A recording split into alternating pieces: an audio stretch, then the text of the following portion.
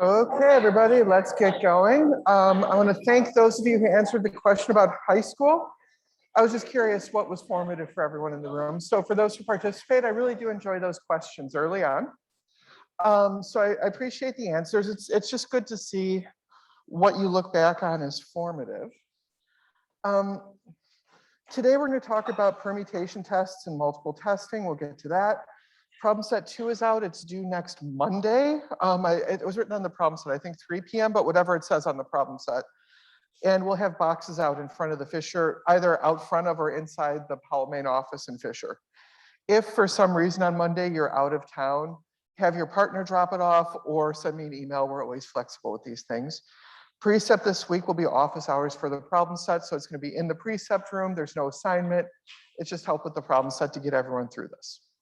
Any questions on that regards? Okay. This came up, I was just reading the New York Times this morning and I saw this figure, which is basically the figure you're putting together for your problem set, looking at slightly different data. What you're going to do in the problem set is look at compliance with stay-at-home orders.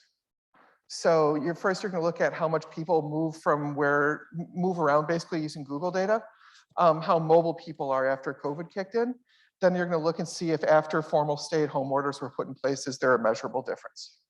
You're also going to split between Republican and Democratic counties in the United States and talk about the limits of using this for inference. So I won't go into that too much, but I just saw this figure in the New York Times. David Leonhardt was writing about it. And he was talking about the fact that COVID deaths are concentrating in Republican counties.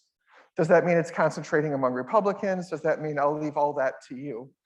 But this is basically the same figure you're making. It showed up this morning.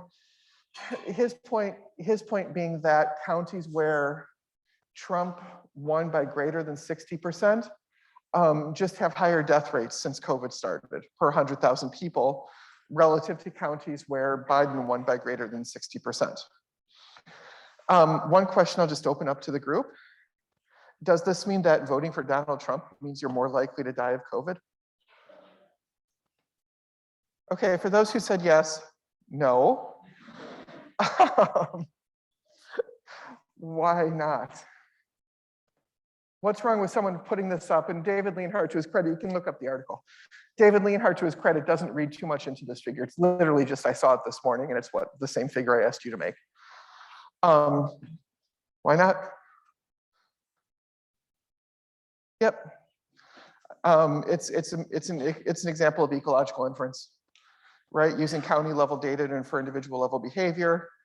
Are counties that Trump won and counties that Biden won directly comparable? Or do they differ on anything? I heard someone say GDP, age, education, all sorts of things. Okay, I'll leave that where it is because I just answered like 2 of the questions on your problem set. I don't want to do that too much, but point being that it was just kind of nice to flip open and just see something like that in a reporter and a columnist from the Times who's data oriented.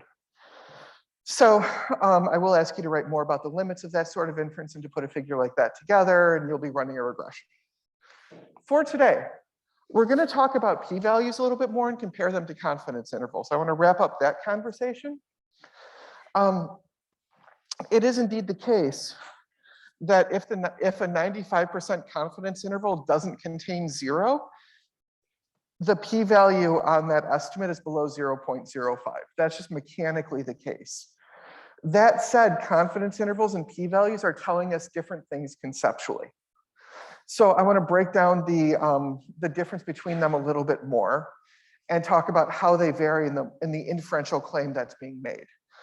We'll also talk about computational methods to estimate a p-value and computational methods to estimate a confidence interval. By computational methods, I mean a method that doesn't rely on normality approximations and generally isn't even produced by standard software. Where do you see this? Increasingly, you see this in any form of complex model. This could be a neural net, a random forest. This could be a text model. This could be any sort of model that you're looking at. We're going to talk about ways that you can take any statistical model and get reasonable uncertainty estimates out of it. Okay? You're going to find it's really not too useful for the regressions we're doing in this course.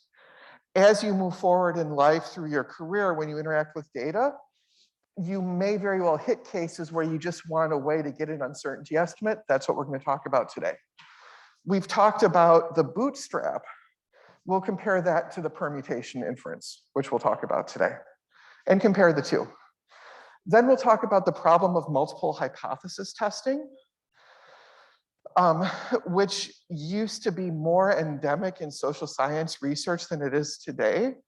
Until about 2010, we were largely not quite unaware, but uninterested in the problem. And this comes out of concerns over the replication crisis and the credibility revolution that have happened in the last 10 years in the social sciences. We'll talk about how to adjust for multiple testing. And then we'll talk about a particular strategy when you make an empirical argument called a placebo test, and how to implement a placebo test and what it looks like. So, we're going to resume. We finished last time talking about the Butler and Brookman example. If you recall, in that study, the authors created a form email and mailed it out to state legislators across the entire US, varied whether the person in the sender of the email had a stereotypically Black name or a stereotypically white name, so to try and infer people's reactions to it. Sent it out to Republicans and Democrats and legislators all over the country via email. And the outcome was there a response? They simply recorded, was there a reply? All right. In this case, the dependent variable is reply at all. That's just the name of the variable in the data. And the variable is the Jake treatment. And what you'll find if you were given this as a regression table, if you were presenting this in your JP or your senior thesis, you'd want to change treat _ Jake to Jake treatment and reply at all. You know, you want to like get rid of the variable names and label them with words, proper words. But what can we infer from this? So recall there were two treatment conditions, Jake and Deshaun. This figure, reading from the top down, and when you put regression tables together, this is entirely presentational. You should always try to put the regression coefficients you care about up at the top of the table. Because after you've been in this world for a while, regression tables can get god-awful boring to read when they're 20 lines long. So put the thing you care about first, because you're guaranteed that any reader is going to start there and read down. So this figure is starting with the Jake condition. It has an estimate of 0.06. This is telling me that for the group of data we're looking at, which is the Republican subset,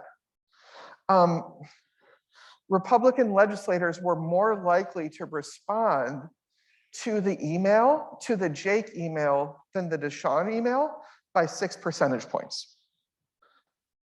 All right, and that's what that first line is telling us. Recall, because we have a binary variable in the regression, that coefficient is a difference in means between the Jake condition, which sets it to 1, and the Deshaun condition, which sets it to 0.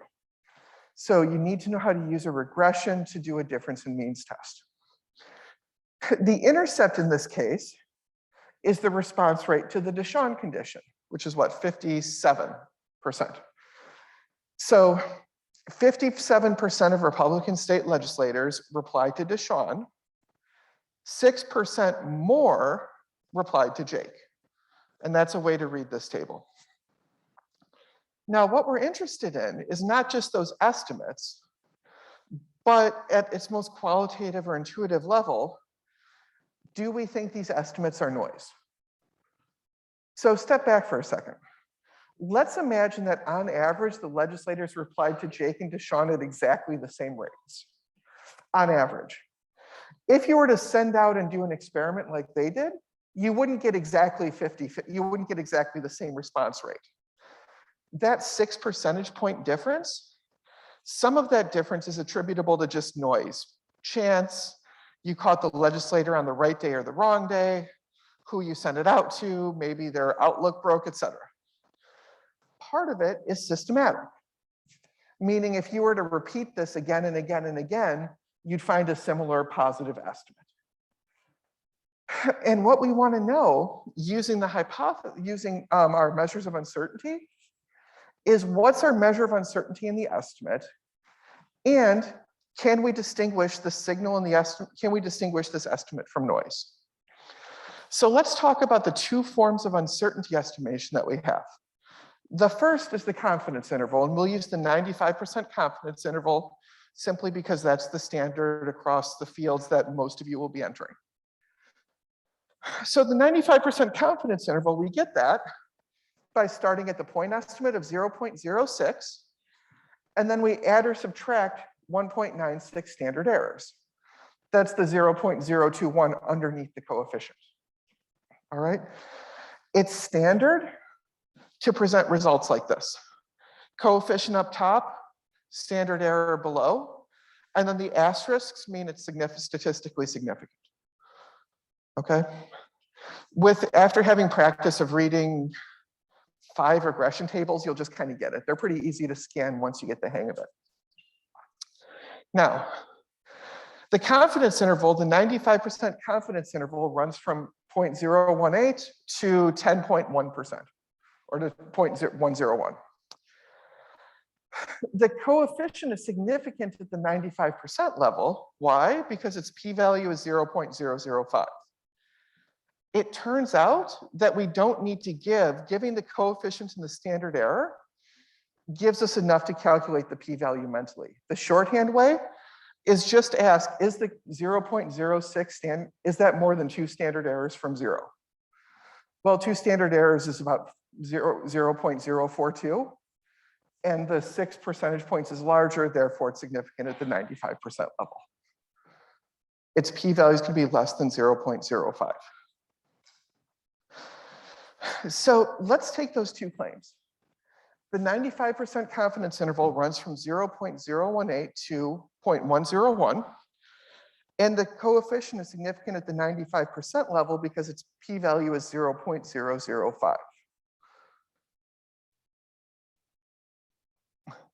With the confidence interval, we're saying if we were to replicate this study over and over and over again, we'd expect that 95% confidence interval to cover the true value in 95% of replications. The p-value is making a different claim. It's saying if the true effect were actually 0, the probability of seeing an estimate that large with that standard error is 0.005. An estimate that large in magnitude or larger with that standard error is 0.005. So what I'm going to introduce to you next is a computational method to calculate a p-value. Reiterating, it's just not all that useful on linear models. When you run a regression model, just use the coefficients and the standard errors. Having read senior theses for years, quite a few of you are going to be doing really cool things with data. This is a way to get a p-value in a non-standard model. The idea behind it is we want to know the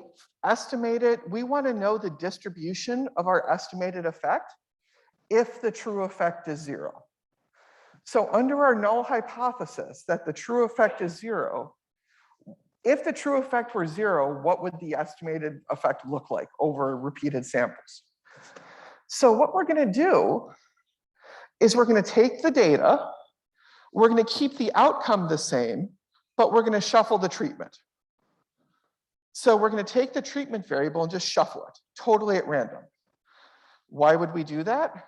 Well, if the true effect is 0, and we shuffle the treatment over and over and over again, the estimate on average from that process would be 0, because you're just as likely to be in treatment or control, right? So we're going to take that vector and we're going to shuffle it and just calculate a difference in means. Shuffle it again and calculate a difference in means. And what we're saying is that if there's no effect, because the treatment is just completely unrelated to the outcome, calculate the difference in means over and over and over and over again. Show me what that looks like.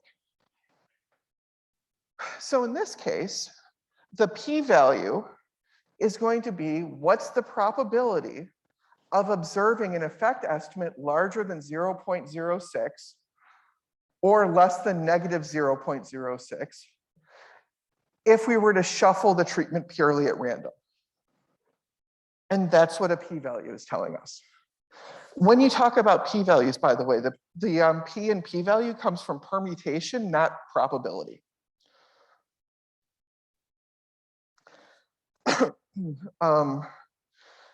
Is everyone okay looking at a loop for a moment, or?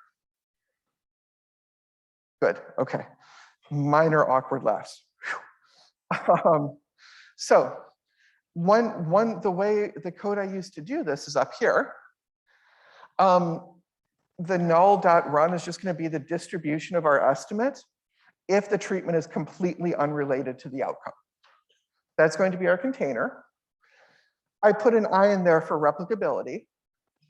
Then what I did was I created a temporary treatment variable. This is coming in treat.temp. That's just the treatment variable sampled. Okay, if you put it in the sample command, it just permutes it at random. Then, given the permuted treatment in that linear model, given the permuted treatment, I calculate a difference in means. And I store the difference in means, which is the coefficient from that regression.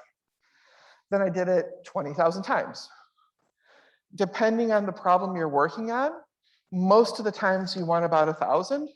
This is near instantaneous with 20,000, so I just did 20,000. One thing to keep in mind when you do this on more complex models, some of the models may take 3 or 4 minutes to fit. So you're going to have to invest some time, maybe even an hour or a day to fit. You're going to have to invest some time in learning how to parallelize your code and how to work on cluster machines when you do this on bigger data sets. Or you're going to have to hire someone who already knows that, but know how to talk with them, depending on where you're headed. So if we do that, null.run is the distribution of the coefficient off the permuted treatments over and over and over and over again. The second, that coefficient from the linear model is the estimated coefficient. And we want to know what's the probability of observing an estimate larger in magnitude than the one we observed if the treatment were completely unrelated to the outcome. And that's what this loop is giving us. This is the long but precise way to do this. So we get an estimate of 0.0058, which is awfully close to the 0.005 you get that R tells you automatically. So let's talk about this for a moment. This here is the distribution of those effect estimates, where we shuffle the treatment at random, assume it's completely unrelated to the outcome, and calculate a difference in means over and over and over and over again 20,000 times. Notice how this distribution is centered on 0. And if you think about that, that makes sense. What's the average difference in means between an outcome and a totally random treatment sampled at random? 0. Right? You're just taking half the data minus the other half the data and subtracting it. And doing that over and over and over and over again. So it's centered on 0. We're more interested in the spread of this distribution. Oh, and by the way, it does look approximately normal. The point estimate is labeled with a blue line. The p-value is the area under the curve to the right of the rightmost blue line and to the left of the leftmost blue line. It's the probability of getting an estimate purely by chance in a world in which the treatment is totally unrelated to the outcome. What's the probability of getting an estimate larger than 0.06 or less than 0.06? The answer is not very high. It's 0.005. And because the probability of seeing an estimate this large, if the treatment were completely randomized, because that probability is so small, it's below 0.05, that's what we mean by statistically significant. So to compare for just a moment, the difference between confidence intervals and p-values conceptually, here's the bootstrap distribution for the same data. So in the permutation test, we said, let's simulate a world where the true effect is 0. How likely are we to see this coefficient if the true effect were 0? In the bootstrap world, we say, here's our data. Let's sample a different data set with the same estimate on average and see what that distribution looks like. So that's where we sample all the data with replacement and redo the difference in means over and over and over and over again. The bootstrap distribution is actually centered on the point estimate, which it's supposed to be. And the 95% confidence interval is labeled in, is that teal? Maybe? Okay. It's labeled in that off blue color. And I'm going to put the two on the next slide. I'm going to put the two on the same figure so we can see the differences between them. The point estimate is in blue again. The red distribution, the red density, is the null distribution. It's the probability of our statistic if there was in truth no treatment effect. And that's centered on 0. The bootstrap distribution in brown is the distribution of our test statistic over repeated samples of data with the same effect. The distinction I want to get across is that we're using a p-value to say, here's my statistic. In a world in which the effect is 0, the probability of seeing a statistic this large or larger is really, really small. It's below 0.05. That's what statistical significance means. We use p-values for statistical significance. The bootstrap in the brown is making a different sort of claim. It's saying, let's live in a world where the effect is whatever it is, but generate different samples of the data and get an estimate of the uncertainty around the mean. So what's the uncertainty around the estimated mean? The shorthand way that at least I keep this in my head is we use a p-value to tell us where the estimated effect is not. It's not 0. We use a confidence interval to try to deduce where the estimated effect is. It's in 0.06 plus or minus whatever the confidence interval was. All right. So they line up exactly the same for mathematical reasons. But they're coming at it from different points of view. For those familiar, the confidence interval approach comes from Guinness breweries, actually, because they were running these different tests and they wanted to know which sorts of beers and which sorts of brewing methods led to better tasting beer or richer beer or deeper beer or more foamy or whatever they were looking at. And they wanted to know where the estimate was. What leads to better response to beer? This goes back to an 1898 paper. The permutation-based approach actually goes back to revisiting Gregor Mendel's data and looking at the effect of what sort of patterns we'd see in biological species if there were no genetic inheritance. And there are different modes of inference that line up in simple models, but sometimes in more complex models, they don't.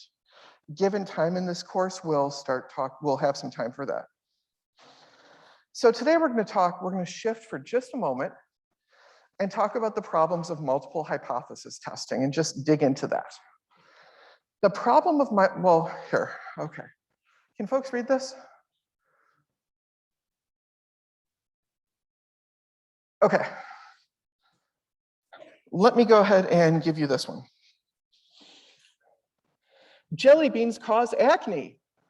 Has anyone seen those sorts of things like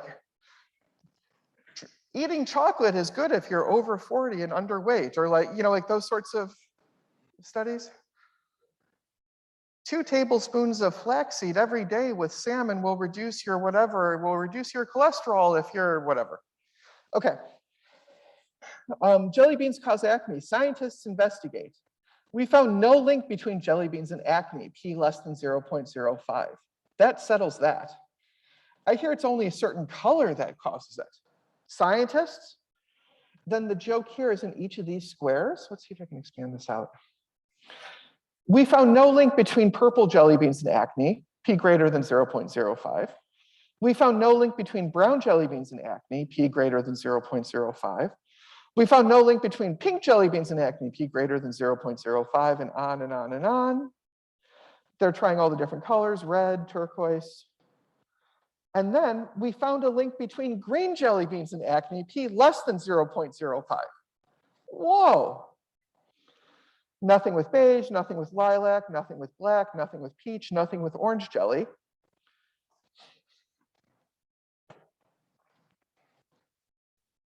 Is this anyone's idea of how science should work?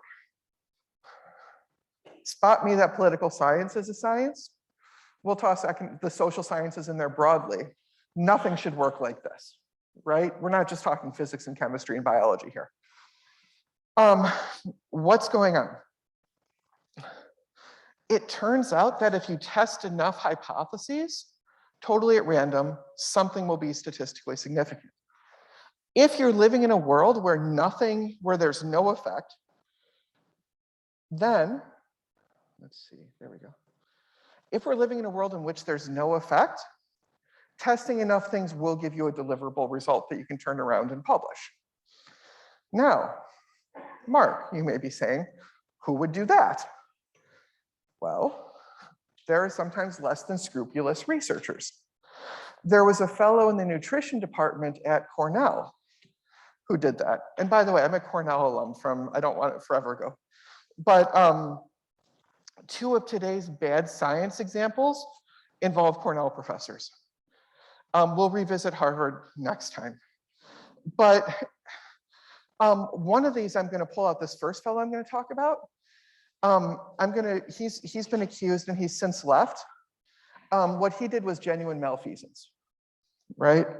What he did was he took he'd take these nutrition studies, run an experiment, find nothing, send the data to postdocs, and say, keep slicing it till you find a significant effect and get back to me. Does that sound like anyone's idea of good science? No. And the email chain just made it wildly exciting to read. I don't want the lesson to be don't do that via email. I want the lesson to be don't do that.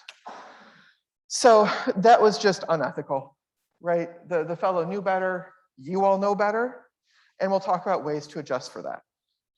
The takeaway from this, though, is that we could have a world in which everyone, let's say you all do a senior thesis, right? And every senior thesis tests one hypothesis, and every one of your hypotheses, every single one is completely incorrect. There's nothing there, right?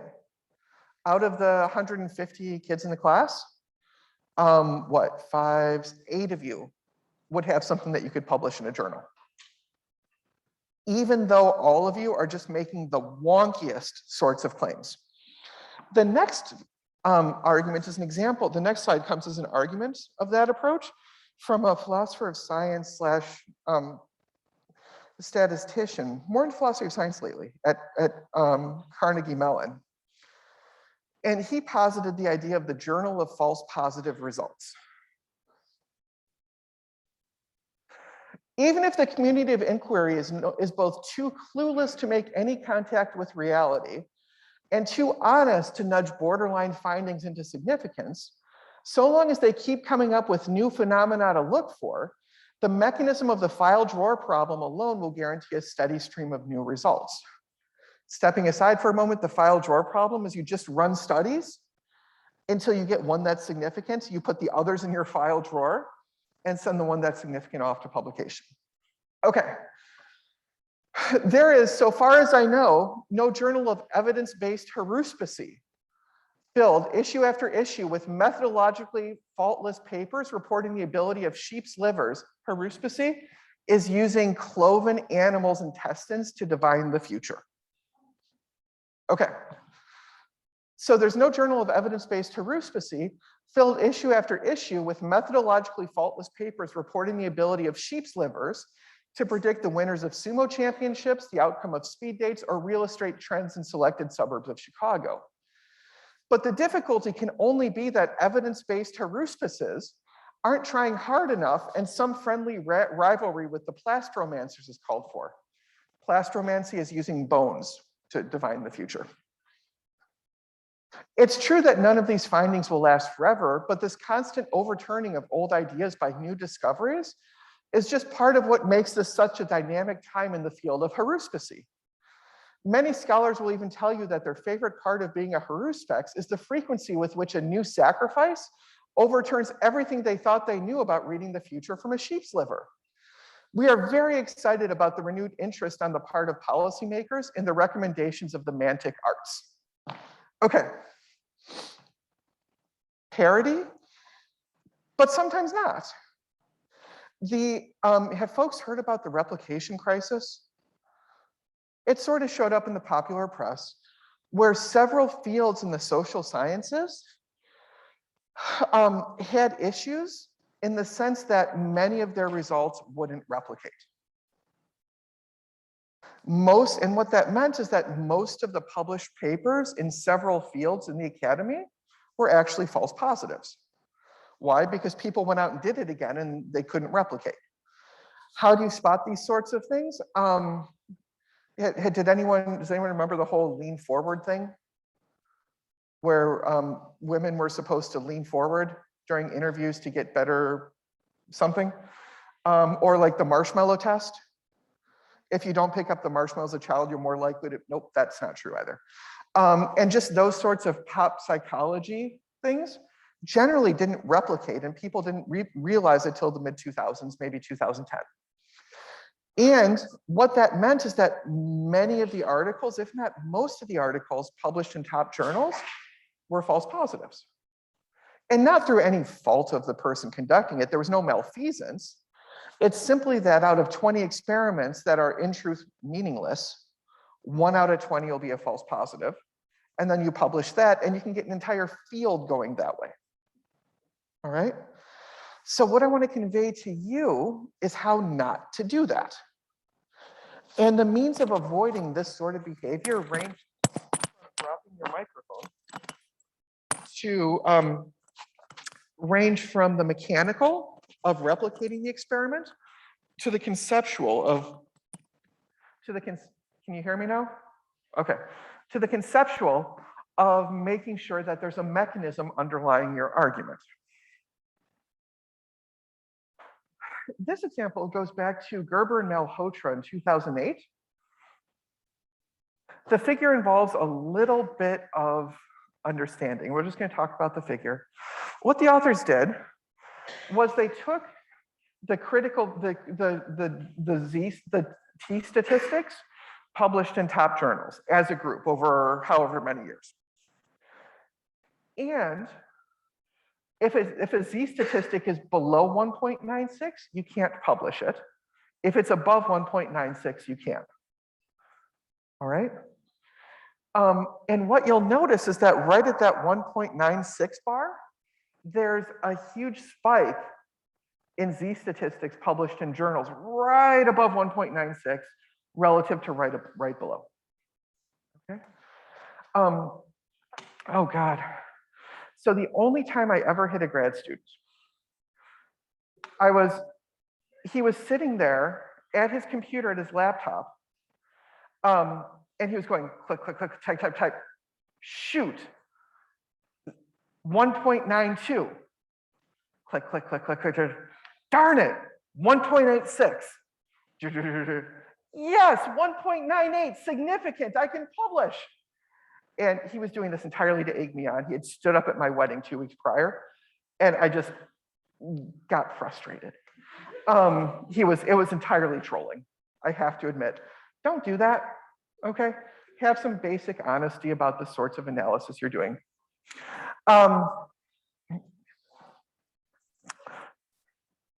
Then, the other Cornell example from today, multiple hypothesis testing. This comes from Daryl Bem. Do folks still, anyone in psych still talk about Daryl Bem? Rather fascinating fellow. He pioneered the exotic becomes erotic theory of where homosexuality, how homosexuality develops from looking back at childhood.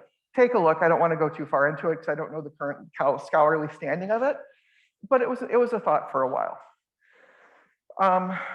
He did a study, and he always sort of did out there sorts of studies. I was actually friends with his son, Daryl. Jeremy. He was Daryl, is Daryl. So take a look at in this. In 2011, Professor Daryl Bem of Cornell presented a set of results consistent with extrasensory perception in undergrads. I want to begin this by saying that The X-Files is my favorite documentary of all time. I see it and like, I want to believe, right? I am just here to eat this stuff up.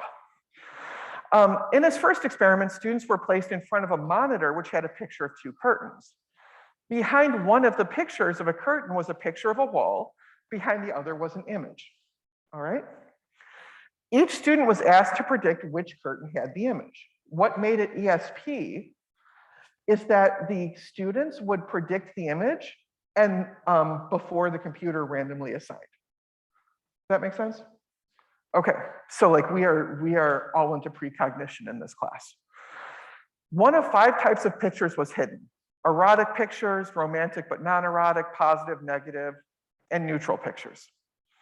Students were classified as extroverts or introverts based off surveys they took coming in. And all this is done using standard things we've learned about in this course, nothing crazy. So in this case, Bem had 10 null hypotheses, which is that extroverts in the erotic birth treatment condition, erotic pictures, would be no different than a coin flip. Introverts in the erotic treatment condition would be no different than a coin flip.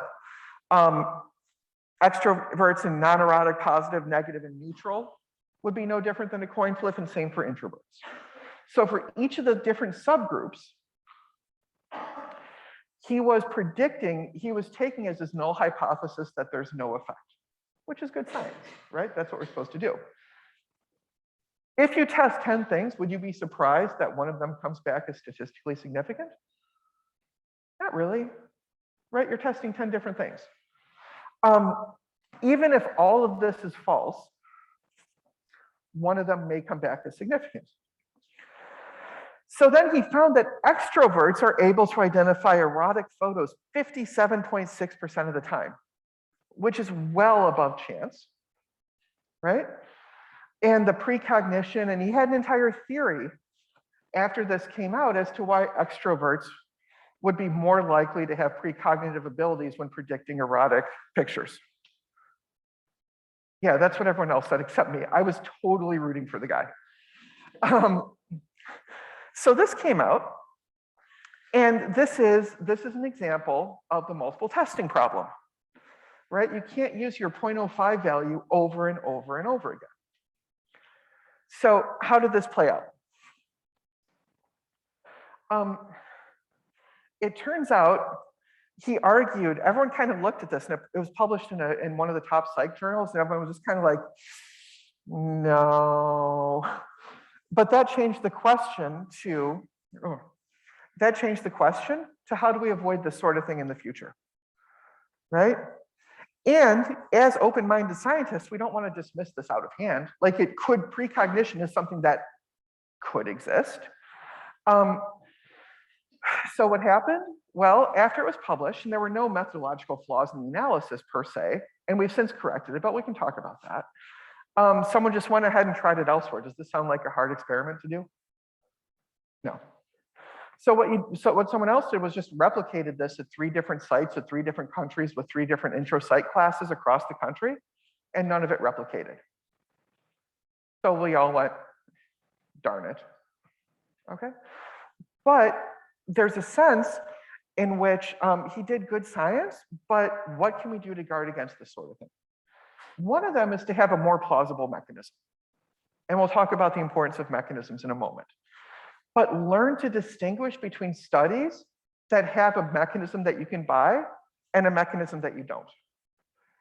What will happen is less than scrupulous people will go ahead and run an experiment, find an effect, and then turn around and say, come up with an explanation for it, but pretend they had the explanation first. The second solution to this is called pre-registration. In pre-registration, if you're going to run an experiment, and it's now expected that you pre-register experiments, what you do before you run the experiment is you explain the design of your study, what your hypotheses are, what your mechanisms are, and you write the entire paper except for the results. Then when you get the results, you just drop them in, and what comes out. If all of your hypotheses check out, good, send it off. Increasingly, if you go through and test things that seem plausible, but you find no effect, it's emerging that there's places where journals that will take it, just a 1 or 2 page write-up of things we thought were true but couldn't quite show or weren't backed up by the data. Because that's useful information too, right? Like, where should we be looking? Let's run through a few different examples of problems that can show up. This example comes from Gelman and Loken, the statistical crisis in science. Imagine you're conducting research on whether Democrats versus Republicans behave differently given word problems with either a military or healthcare setting. True study. Folks went out and they wanted to know if Democrats answered word problems that dealt with healthcare faster than word problems that had military, a military example, and vice versa for Republicans. All right. So what can we do in this sort of analysis? Well, we could compare Democrats and Republicans on average, right? But what about male Democrats versus male Republicans, female Democrats versus female Republicans? What if it's significant for males, not females? What if results change with how we code non-responses? Not everybody loves word problems, right? This is kind of a hard study to get people to finish. Or which questions do we use? Does it matter based off the type of question? The point being that even in a simple sort of analysis of do word problems of one type versus another lead to better mental processing of one group versus another, there's all these different choices we have to make of what sorts of questions, how we analyze them, what subgroups we're going to look at, how we deal with people who don't respond. And all of those can have an impact on our outcome. So a few examples to talk about, things to learn. This is an example from Peterson et al. 2013. And this is all from the earlier paper. They talk about these. That paper argued that men with a low socioeconomic status and large arm circumference will support redistribution, but men with a high socioeconomic status and large arms will oppose redistribution. And how did they do that? They literally measured the socioeconomic status. If you take in sociology, it's just a regular measure. And then they measured guys' biceps and asked them their policy opinions. Is there a plausible mechanism in here? Not, I mean, only if like Popeye was truth. But other than that, probably not. And this is one of those cases where prior to looking at the data, you need a better mechanism. This seems like the case where the authors found a statistically significant effect in a subgroup, only looking at people with large arm circumferences, found a significant effect, and then created an ex post argument as to why that holds. You need to actually flip that. Durante et al. Oh boy. Yeah, beginning this with, guys, just guy to guy, do not write papers that involve menstrual cycles or talk about it. Just listen, Okay. I went back and looked it up, and the authors were all female, thankfully. So this paper argued that ovulation led single women to become more liberal, less religious, and more likely to vote for Barack Obama. In contrast, ovulation led married women to become more conservative, more religious, and more likely to vote for Mitt Romney. Ladies, does that anything? Okay. I will leave any comments I have on that unsaid.